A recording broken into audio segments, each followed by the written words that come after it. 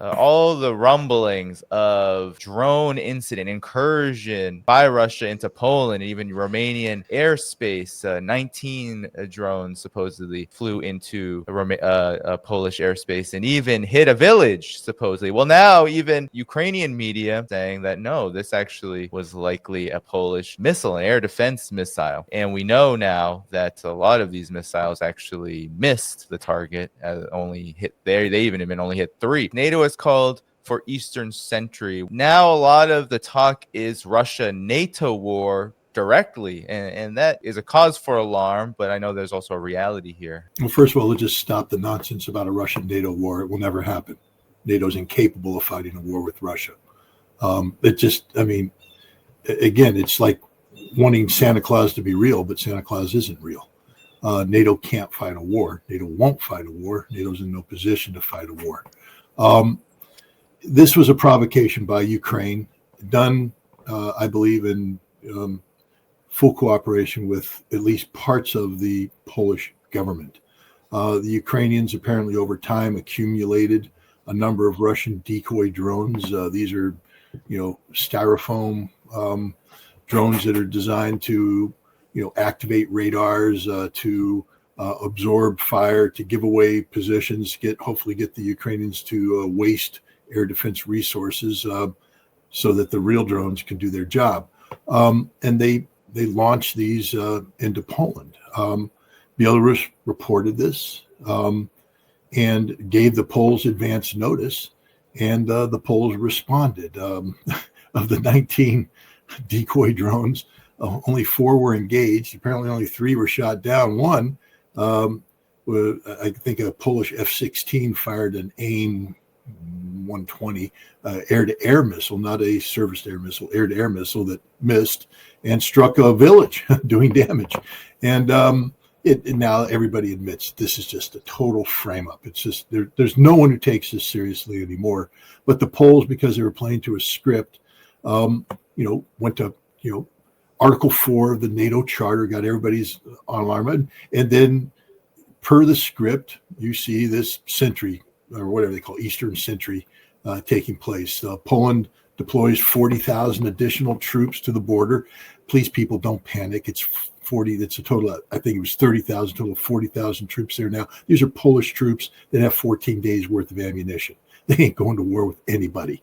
By the way, Russia did the Zapad 2025 exercise, 100,000 troops. And there's 100,000 troops that aren't involved in the conflict with Ukraine, which is around 800, 900,000 troops. So let's just stop the nonsense. The danger here isn't all this stuff. I mean, look, England sent 2 Eurofighters, 2. I think France sent 3 Rafales, 3. The Germans sent 2 fighters, 2. This is a joke. It's nothing, 0, squat. The problem comes in what happened next. The Ukrainians turn to the Poles and say, we want to train you how to shoot down drones. We want to train you how to fight the Russians. The Poles said, okay, so now Ukrainian air defense actors are going to Poland to begin training a NATO member on how to engage the Russians. But even here, I ask people to take a deep breath. Poland will not extend an air defense umbrella into Western Ukraine without the Russian permission.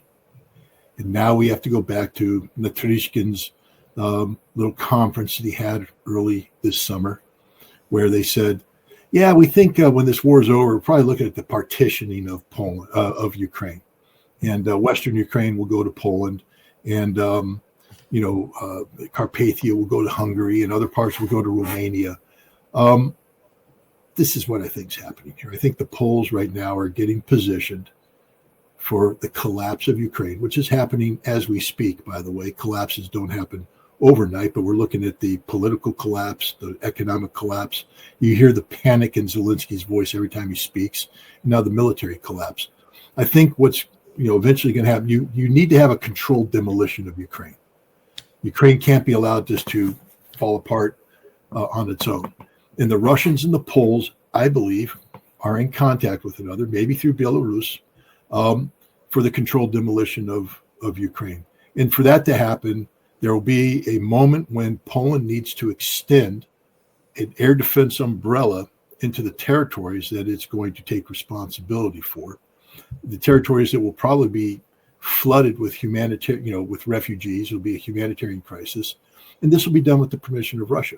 But Poland's preparing to do that right now by learning how to integrate into the Ukrainian air defense system. That's what's happening. This isn't about NATO getting ready to go to war with Russia or anything. That just isn't going to happen. They don't have the capability to do it. This is about Poland and Ukraine. Because remember, you got to go back and look at the history. Zelensky has already worked with the Poles about setting up an economic union. They've already prepared Western Ukraine to be absorbed by Poland. Western Ukraine has already de facto been absorbed by Poland in terms of economic interaction. So all this is doing is setting up. This is my take, because I'm not going to get involved in any of this fear mongering about war between NATO and Russia, because it just isn't going to happen. NATO has zero capacity to do this. We are now in a let's call it a historical period that, when future historians, if we survive this, will look back and see this as a change as consequential as what took place at the end of World War II with the formation of Bretton Woods, the United Nations, International Monetary Fund, World Bank. The old, let's call it the colonial-based empire and economic system is coming to an end. And it's not going peacefully into that night. It's raging against the storm.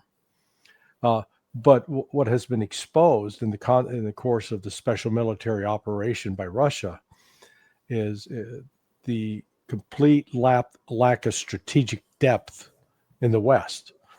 Yeah, on paper there is this military-industrial complex. Yes, it sucks up a lot of money, but its output is pretty shoddy.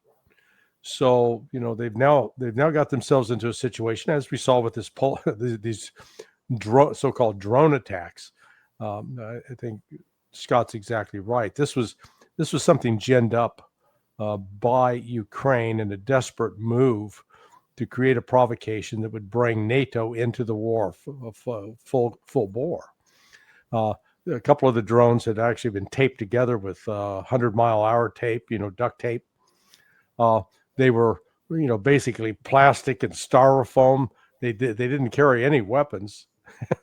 And here's NATO using AIM Sidewinder, missiles to take out a drone that may have cost $1,000 to build, and they're using a missile that costs hundreds of thousands, if not $1 million. Aircraft that were scrambled, F-16s and others, F-35s, to try to take down these drones. And with all that military technology, they only got 3 out of 19. That's pathetic. The Patriot missile situation, not only is it ineffective against any of the hypersonic missiles, but you got to fire at least 2 of them on any inbound target. Well, that sounds great, except when you realize on one day alone, Russia fired 800 plus drones and missiles in just one day. So if you've got to fire 2 Patriots for each one of those, you're up over 1,600. Except Lockheed Martin only produces 550 a year, and they don't have the industrial capability to suddenly start producing 5,000. So the United States primarily, but NATO to a lesser extent, have erected this military-industrial complex that is actually reminiscent of Soviet industry back in the days when the Soviet industry didn't work so well. It cannot produce effectively or efficiently, and what it does produce, man, it's costly as hell. Well, he's right about, not having the capabilities, but, wars go on without capabilities. And again, we only look at what's going on as, we have the Trends Journal magazine. We report each week of the current events forming future trends. And one of them is that the economies are all going down in Europe. You see the protests now going on in France. And what's Germany doing now? Oh, Germany's only been in a recession for 2 years. 2 years. This is the third largest economy in the world and the largest one in Europe. They're heading to the third year of recession. But what are they doing? We're borrowing $1 trillion to build up our military and the infrastructures are going to hold the tanks, all right? $1 trillion in a country that's in recession. Again, we only put the facts in there. Porsche, and they're not selling many cars now. Now they're getting into the military. One company after another, the stocks on the military industrial complex in Europe are all going way up. One of my lines is, when all else fails, they take you to war. Only by the facts. Let's take a look at the Israel war. There were 39 weeks of protests going on in Israel when Netanyahu got elected and tried to push through his Judicial Reform Act. Everybody forgot about this. Not my language, the language of Isaac Herzog, the president of Israel. This is, now I'm going back to 2023 and 2022. Quote, there's a civil war going on in Israel. That's right, 39 weeks of protests. What happens? Hamas attacks on October 7th. Boop, everybody forgot about it. Oh, again, we only put the facts in. We write a magazine, a weekly. 3 days later, it was reported that the United States and Egypt warned Israel that the attack was going to happen. And Haaretz, the Israeli news site that we subscribe to, also reported on and on and on that they knew this attack was going to happen. When all else fails, they take you to war. Want some more facts? Google up. Everybody listening, just Google up Franklin Roosevelt seizes all Japanese assets. History Today. Mainstream. On July 26, 1941, President Franklin Roosevelt seized all Japanese assets in retaliation for those dirty Japanese invading French Indochina. French Indochina? What the hell are the French doing in Cambodia, Laos, and Vietnam? And you're calling it French Indochina? Shut the hell up, Salenti. We're in Algeria. We're in Morocco. We got the French Foreign Legion. We're stealing, robbing, pillaging, anything we want. The United States, I'm not making this up, and the Dutch East Indies. What the hell are they doing over there in Indonesia? Oh, the same thing the French are doing. Stealing, robbing, and pillaging. And the English, who had military bases in Singapore. Oh, the English, where the sun never sets on the British Empire, were murdering people all over the world. They put sanctions on Japan. Japan lost 3/4 of their global trade, and they cut off 88% of their imported oil. Oh, they only import 100%. Oh, what was going on back then? Oh, the Great Depression. When all else fails, they take you to war. Hey, let's go back to the dot-com bust. Busted in, which we reported, we forecast it was going to happen in our Trends Journal in 1999. We said dot-com bust would happen by the second year of 2000. Oh, it did. Before you continue, Gerald, do you have, is there a microphone? I feel like there's some tapping on it. I don't know if that's me just tapping the thing over here. Okay, yeah. Okay, no anyway, problem. Going back to the, what happened, we'd forecast the dot-com bust. It busted. The NASDAQ lost 80% of its value. 80%. What happened? 9/11. Everybody forgot about it. We were in a recession. When all else fails, they take you to war. Scott is 100% right. Ain't no way, no how NATO could defeat Russia. No way. But you got crazy people in charge. They're only interested in themselves. They could care less about we the people. That's the way we see it. So we're concerned that this war is going to keep ramping up because they're ramping up the military-industrial complex. The facts are all there. All the dough is going. All the auto sales are down all over the place. They down. All the exports down.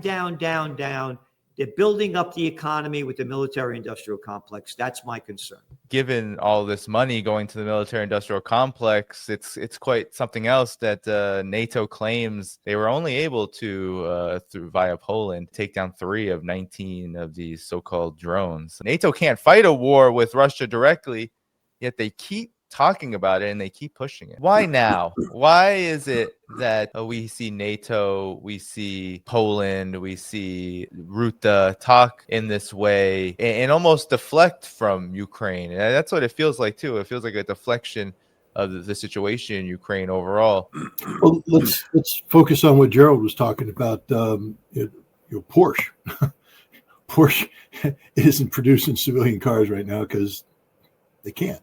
They're too expensive. So, and Porsche, I think in 2024, suffered, career-ending losses. And so in order to save the company, they had to transition to armor, to make tanks. The problem for Porsche is that there is no German company that makes steel. They can't afford to because they got rid of that cheap Russian gas, and they just can't do it. So they have to buy all their steel from Sweden, and that's costing them a pretty penny. And the reality is, even though Porsche is now investing, a significant amount of money to transition to the defense industry, they can't afford it. They're not going to build a single damn tank because they can't afford it. They're about ready to go under. Porsche is going to roll. They're trying to sell some of their business. They're breaking it up as we speak. They're selling some of their business to a Czech billionaire who thinks that he's got the plan, but there is no plan. Unless you, as Gerald said, create a war urgency. And so this is what's happening right now is you've just got a war. And this is for all of Europe.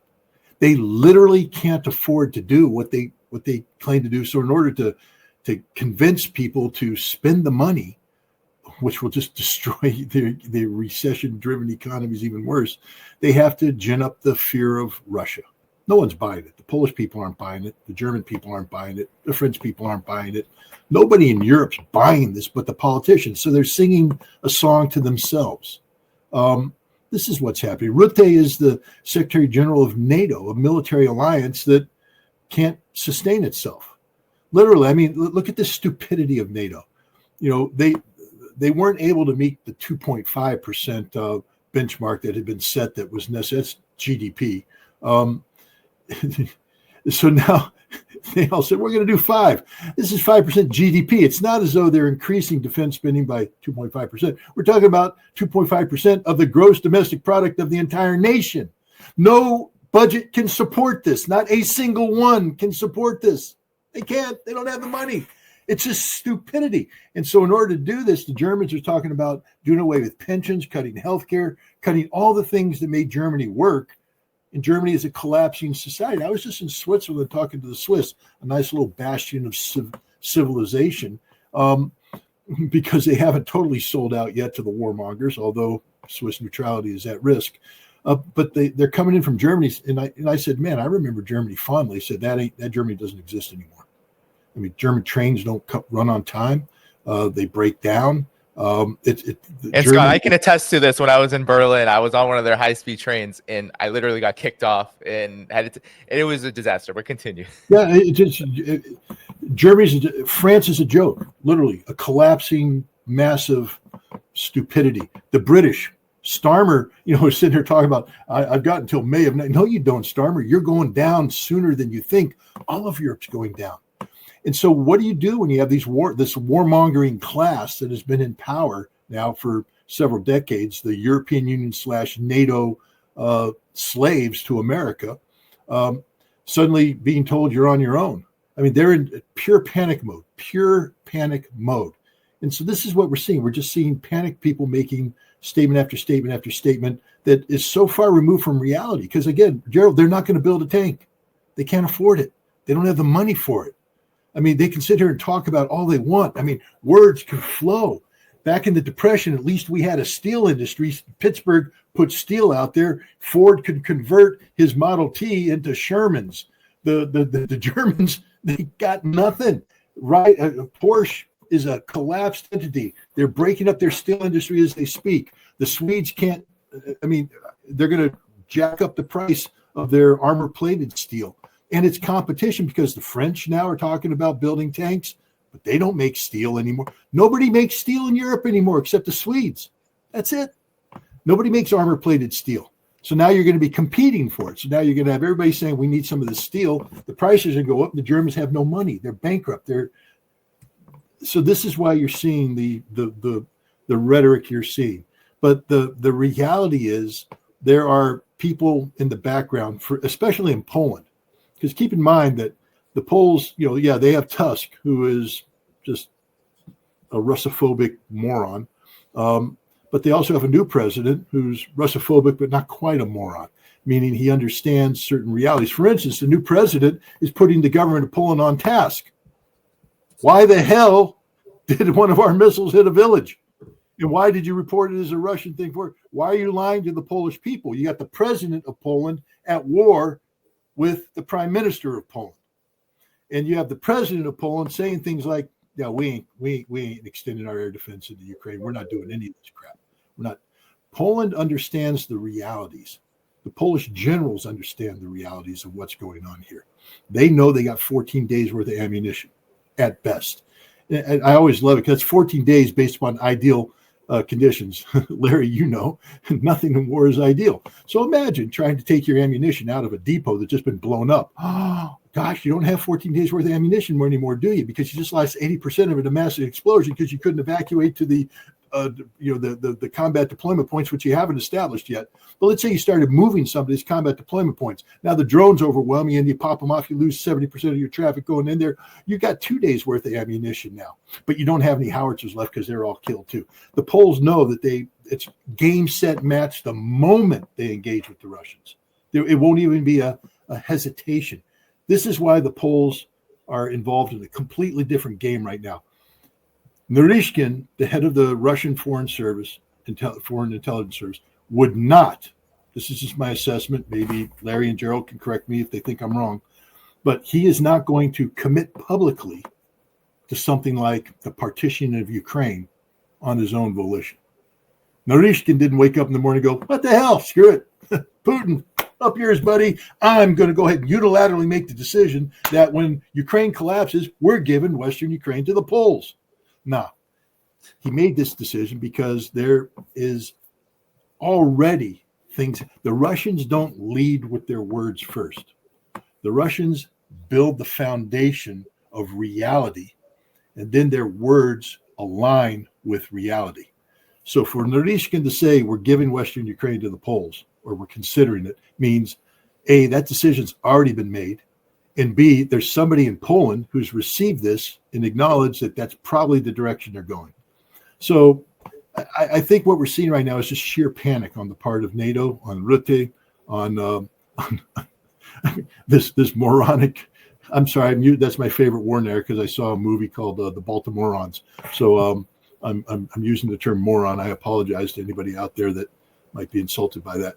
But the fact is, look at the German chancellor literally crying about anti-Semitism. The guy's his grandfather was a Nazi who killed Jews, and now he's up there faking it. That's all he can do.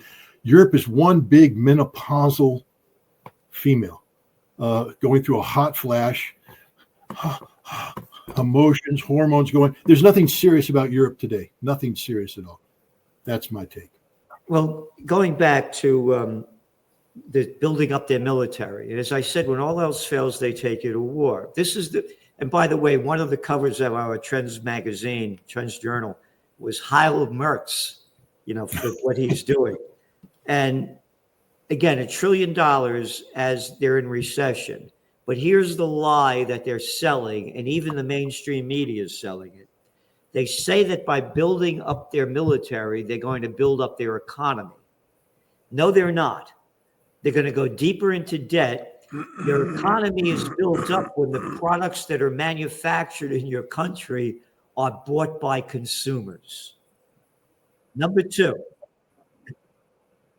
this is a waste of money because it began talking about the drones. Well, let's go back. When did this drone stuff start happening? Well, that's relatively new in the last, decade and a half, maybe.